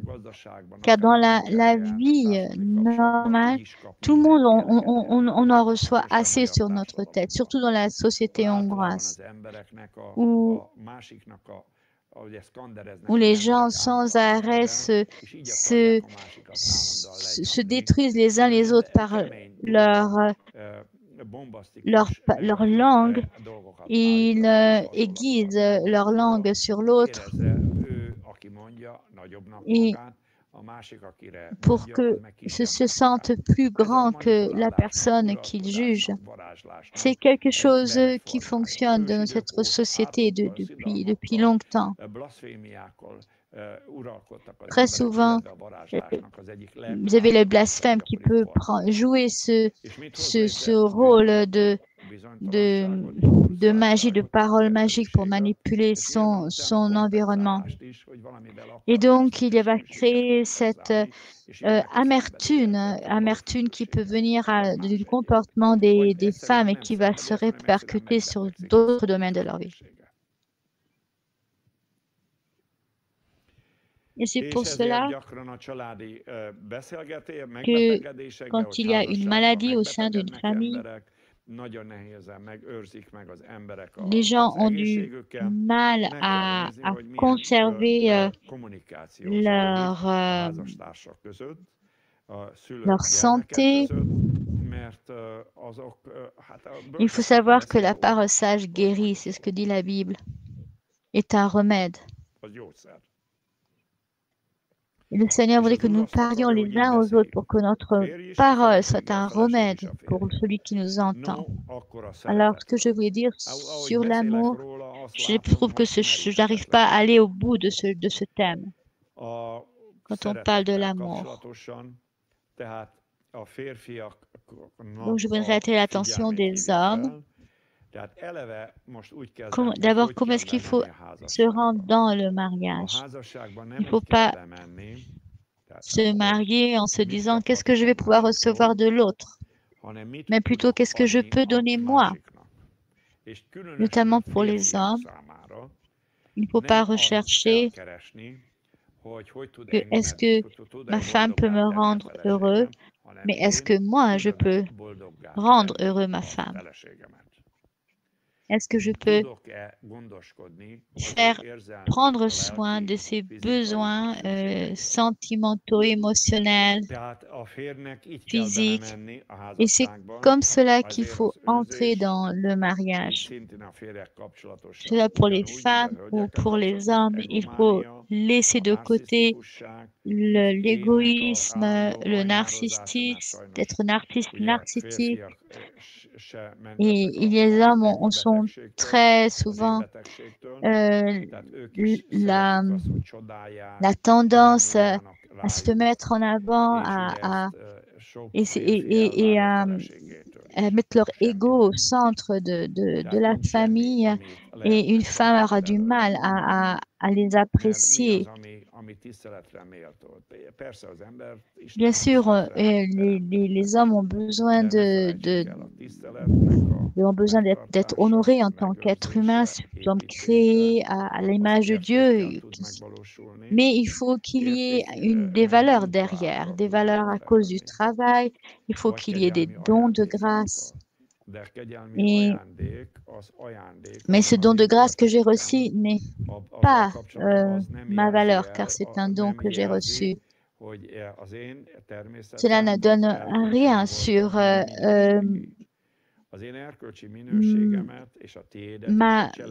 la base morale de ce que je suis. Notre base morale, notre niveau de moralité est révélé par nos actions. Est-ce que nos actions sont pour le bien des autres, ou est-ce que nos actions ne servent que nous-mêmes? Et il y a une catégorie morale plus élevée si nos actions sont d'abord pour les autres. Donc, la valeur, elle est révélée par le fait que nous aimons notre prochain comme nous-mêmes, notre relation à l'autre. Est-ce que nous sommes capables de reconnaître leurs besoins et de les aider comme nous le faisons pour nous-mêmes? L'amour de Christ, nous le voyons dans le verset 25, c'est de se donner à nous donner. Lui qui s'est donné lui-même pour nous, c'est le modèle à suivre pour les hommes. Se donner soi-même, leur propre personnalité, pour le service de leur femme,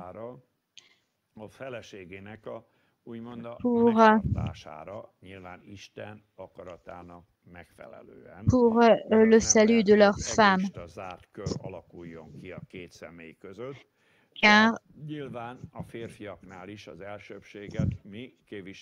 qu'est-ce qui a la priorité au niveau des hommes? C'est le ministère du Seigneur.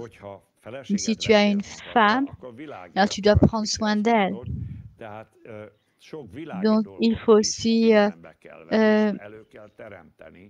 prendre conscience des responsabilités au niveau des choses du monde, parce qu'il a une femme.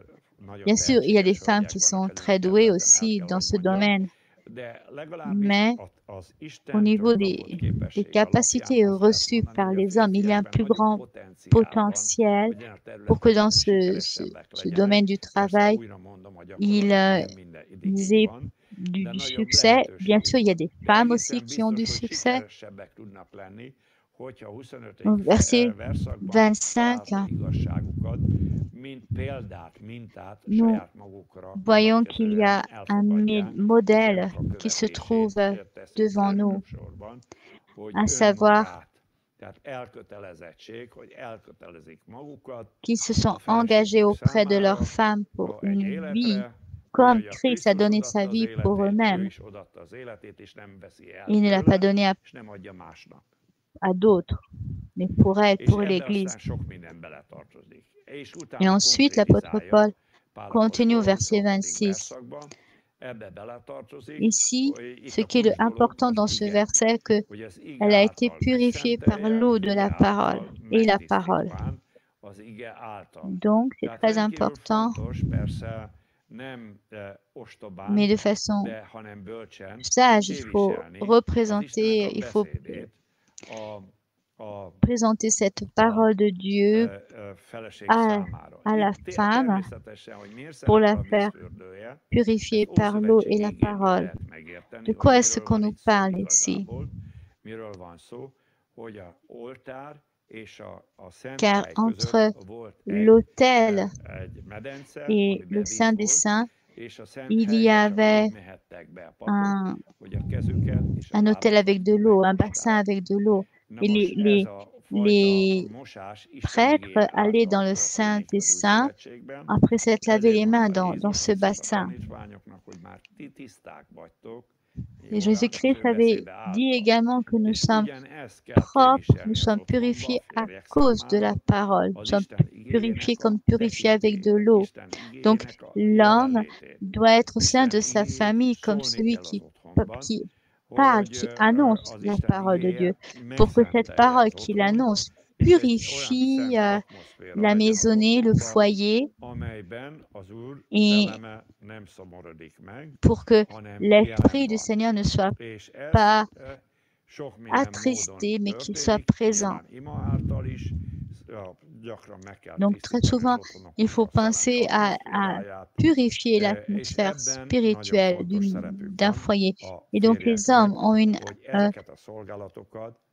responsabilité plus importante à ce niveau et qu'ils ont un travail d'intercession. Par exemple, si vos enfants n'arrivent pas à dormir, alors il faut pas se laisser emporter par les événements, mais il faut commencer à prier. Tu vas te prier dans la chambre des enfants, dans toutes les pièces de la maison pour que les différentes tensions puissent quitter cette maison. Donc, c'est important qu'il y ait une présence pure dans le foyer. Et c'est ainsi que l'homme et sa femme et les enfants resteront dans cet état de purification, et les enfants grandiront dans cette onction, et les enfants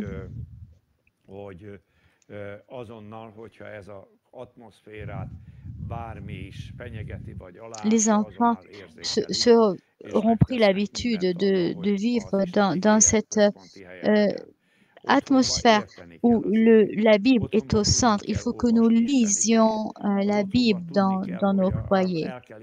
Et il faut que le Saint-Esprit puisse rendre vivant la parole de Dieu quand nous la lisons ensemble. Et il faut que Saint-Esprit puisse nous parler.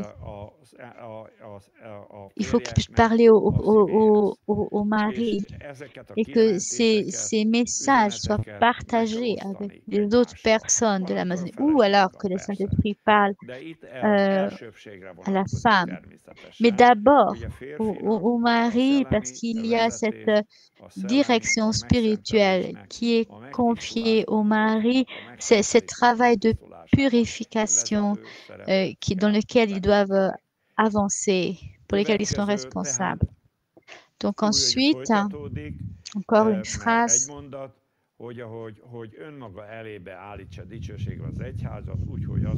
Afin de la sanctifier, après l'avoir purifiée par l'eau et la parole, pour faire paraître devant lui cette Église glorieuse, sans tache ni ride, ni rien de semblable, mais sainte et sans défaut. Donc, cette sanctification peut avoir lieu quand on accepte cette situation que nous avons reçue par la grâce. Nous avons été plantés en Jésus-Christ. C'est notre situation devant le ciel.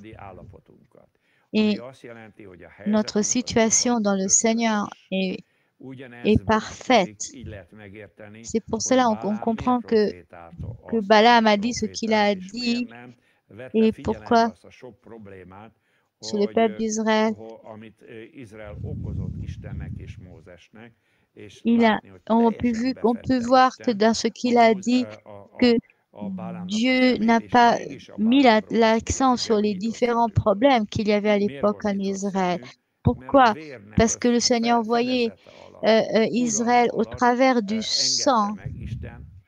C'est à travers du sang que l'on voit la réalité. Et la réalité que Dieu voit au travers de la parole, qui n'est pas notre état actuel.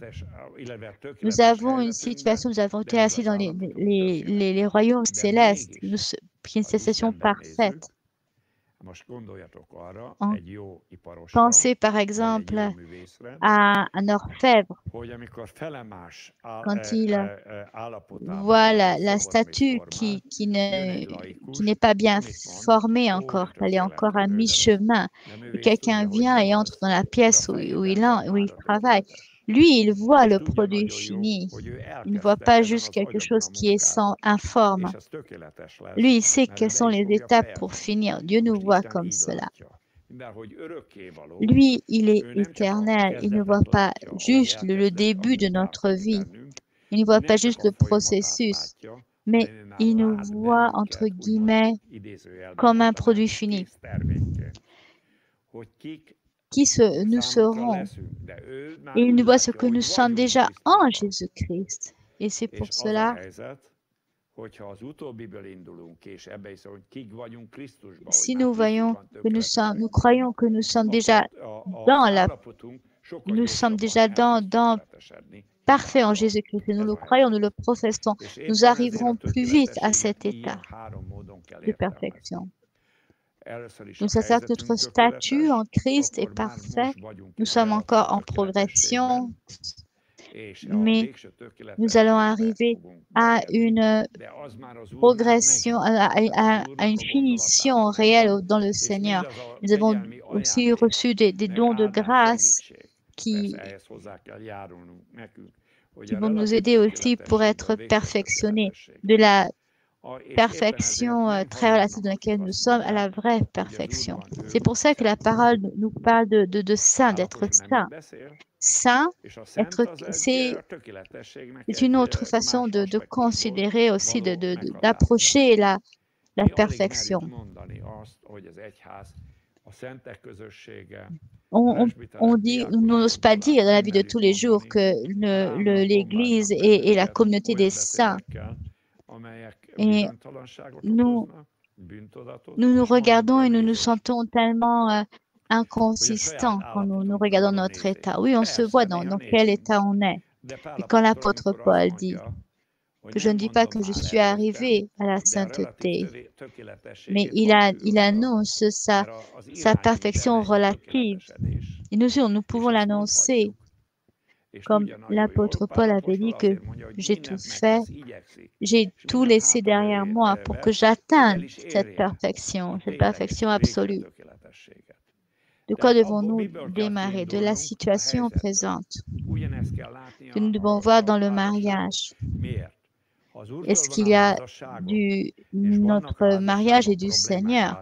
Alors, même s'il y a des crises dans notre mariage, le mariage est le travail du Seigneur. Les deux parties restent dans le Seigneur, sont fondées dans le Seigneur. Nous ne devons pas juste voir ce qui a commencé, démarré. Nous devons voir que nous avançons vers la perfection. Et si nous regardons cela, je suis convaincu que nous pourrons sortir beaucoup plus vite des problèmes dans lesquels ils se trouvent en ce moment. Car il y a la foi que le Seigneur va travailler au sein de notre couple et que le Seigneur a déjà prévu cette grâce en Jésus-Christ pour nous bénir. Et il attend que nous ne regardions pas nos fautes les uns des autres, mais que nous regardions à Jésus-Christ. Le Seigneur attend juste que nous laissions de côté les fautes que nous avons trouvées dans notre conjoint, que nous regardions la perfection dans le Seigneur. Et si nous pouvons fonctionner par la perfection, vers cette perfection, croire que le Seigneur ne nous a pas abandonnés, si toi tu es quelqu'un qui arrive et que tu vois l'orfèvre qui travaille, tu ne peux pas, c'est bien que nous ne sommes pas terminés. Il n'a pas fini de travailler, s'occuper de nous. C'est pareil pour le mariage. Notre mariage sera encore mieux. C'est notre espérance. Et il faut maintenir cette espérance, même quand il y a une tension. Il doit y avoir un renouvellement de notre relation.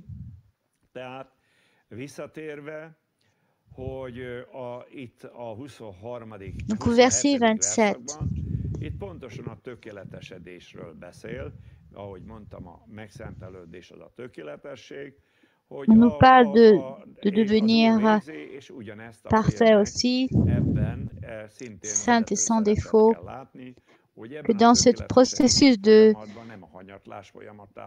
perfection, il faut donc que le mari ne guide pas sa femme vers la rébellion spirituelle, mais vers cette perfection. Il faut faire attention à sa femme et faire attention aux besoins qu'elle a, spirituels, physiques, sentiments. On m'a demandé il n'y a pas longtemps de prier pour le mariage de quelqu'un et le mari a reconnu qu'il était très occupé par son travail, par gagner de l'argent et que cela a attiré toute son attention, qu'il a laissé sa femme de côté. Là, il faut faire très attention. Il n'y a aucun argent que tu puisses gagner. Il faut que tu t'enfonces dans le travail ou il peut y avoir des périodes dans le mariage comme cela, que tu abandonnes de t'occuper les besoins d'une épouse.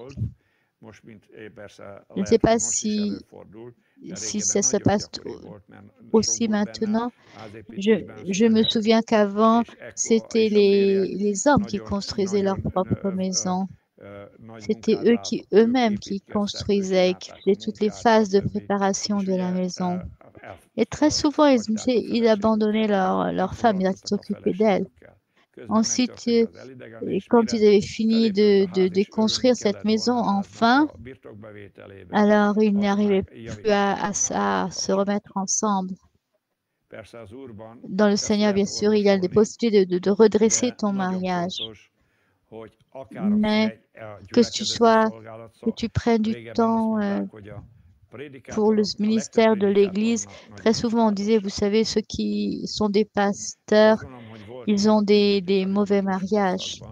Malheureusement, il y avait une époque dans le mouvement pentecôtiste ou charismatique où les pasteurs négligeaient leur mariage.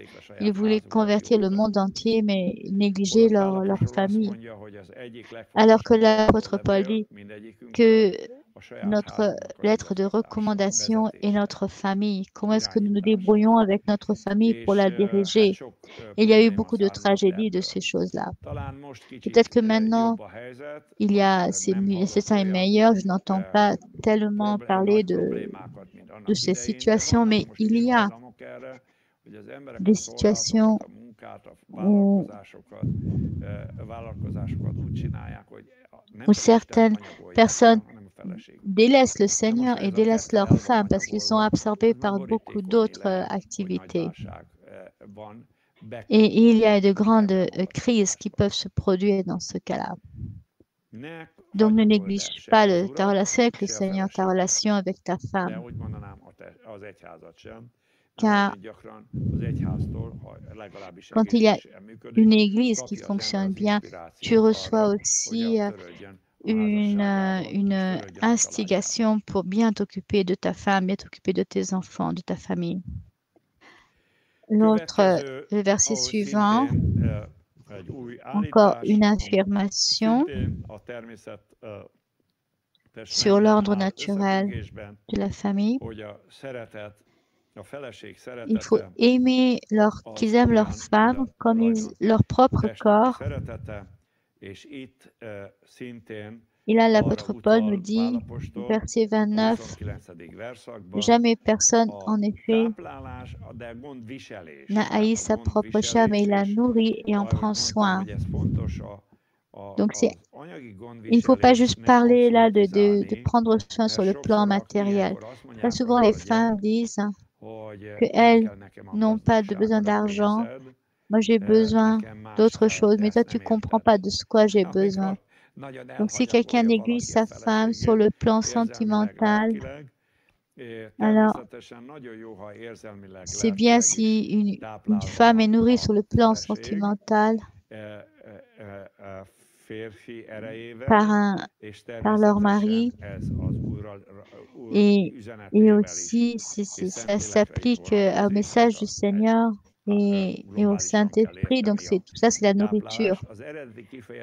Il y a aussi dans le mot qui veut dire nourriture, ça veut dire aussi providence ou élevé. En fait, c'est traduit par nourriture.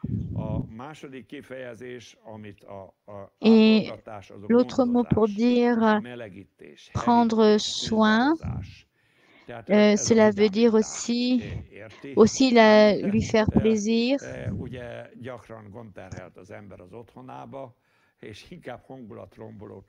De ne pas casser la bonne ambiance d'un foyer Moi, je dis ça pour moi-même.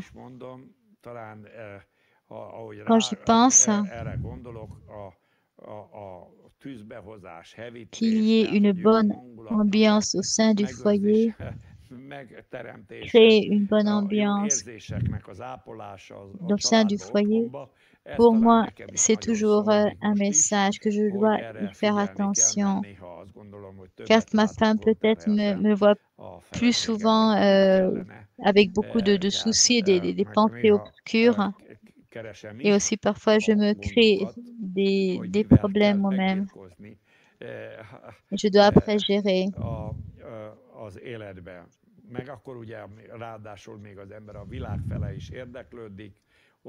Et aussi, on rencontre beaucoup de problèmes au sein du monde, dans les choses du monde. Il faut faire attention, à savoir, dans un certain sens, il faut se détacher un peu de nos problèmes et ne pas avoir une vie stressante. Car si notre environnement fait tout pour que ce soit de plus en plus stressant, il faut qu'il y ait plus d'humour dans les foyers, plus d'ambiance détendue. Et les femmes aiment bien que leur mari est gai, mais elles se plaignent quand leur mari ne leur adresse pas la parole, quand ils sont complètement absorbés par leurs soucis.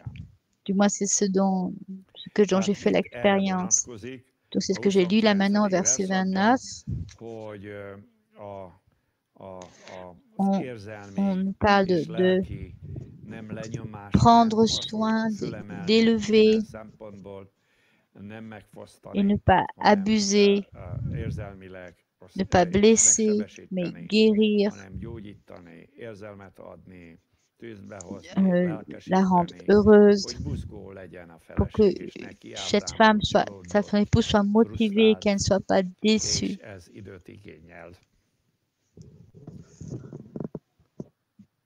J'ai besoin de réfléchir, de me dire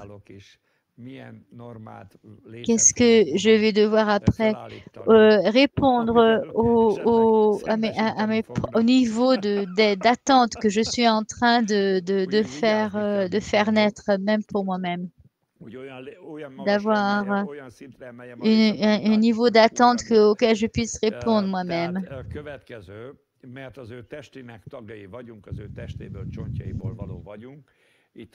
Ensuite, après, parce que nous sommes membres de son corps.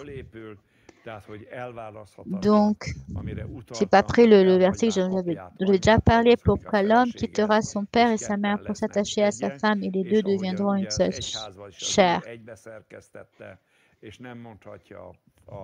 Et nous ne pouvons pas dire si nous sommes dans un corps que la main ne peut pas dire au pied qu'il n'a pas besoin de lui.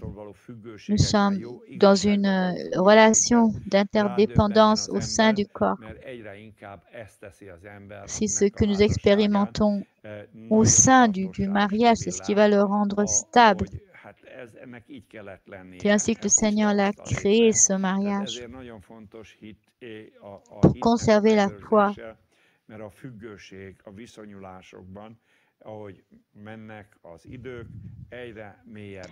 Pour que nous puissions, au cours du mariage, être de plus en plus dépendants l'un de l'autre.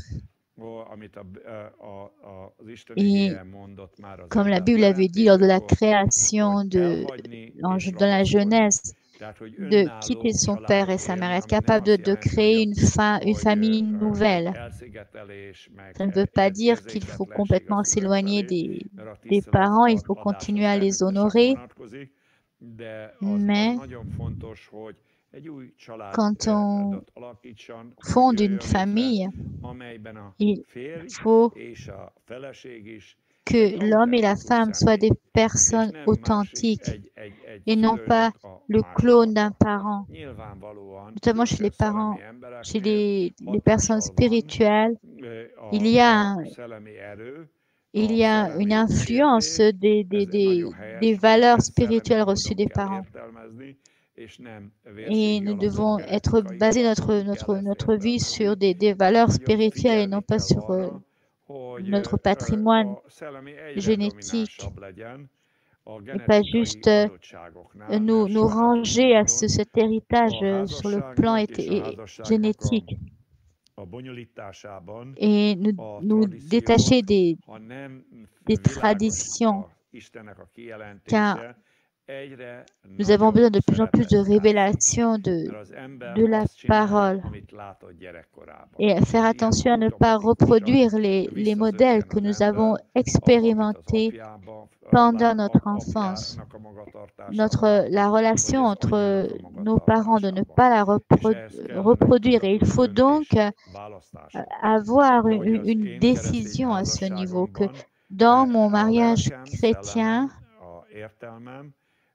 je veux que je serai sous la volonté, que la volonté du Saint-Esprit se manifeste par moi, et non pas les esprits de ma famille qui fonctionnent sur la base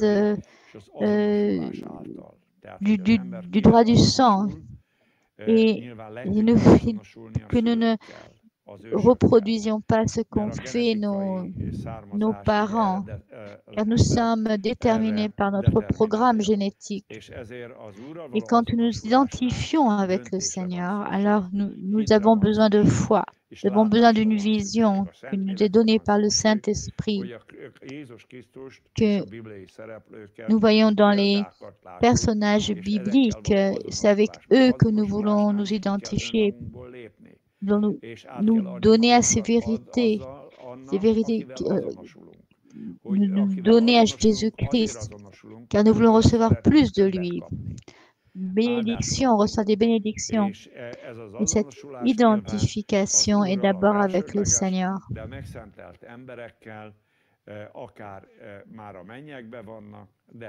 Il y a donc des personnes sanctifiées dans le ciel, sanctifiées sur la terre, qui se sont identifiées à Jésus-Christ, avec Jésus-Christ, qui les aide pour que le Saint-Esprit les forme en eux le caractère de Jésus-Christ, la nature de Jésus-Christ.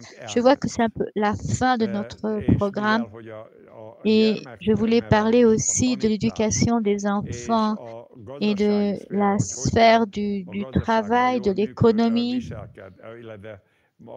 C'est des thèmes très importants et je vais continuer la prochaine fois. Et je voudrais aussi parler pendant un des week-ends, ce samedi peut-être, reparler du mariage de Akab et Jézabel, et notamment parce que on nous accuse beaucoup au niveau de notre enseignement sur la providence, sur l'abondance, de refixer en quoi nous croyons, quelles sont les vérités que nous annonçons.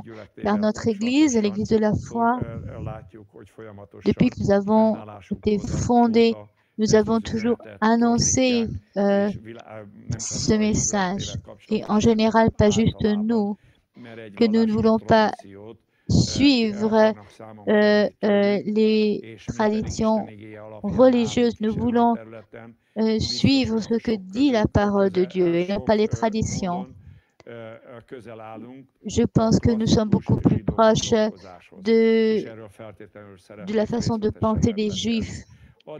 En attendant que le Seigneur vous bénisse, que le Seigneur revivifie vos mariages, je voudrais prier pour ceux qui sont en crise dans leur relation de couple, que le Seigneur les visite, qu'ils puissent avoir une communion avec le Seigneur qui soit renouvelée, une communion l'un avec l'autre.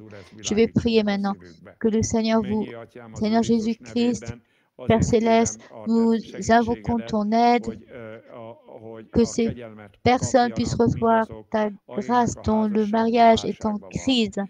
Seigneur, que tu leur éclaires leur cœur pour qu'ils ne choisissent pas la voie du divorce et qu'ils puissent revenir vers la base qui est donnée par ta parole.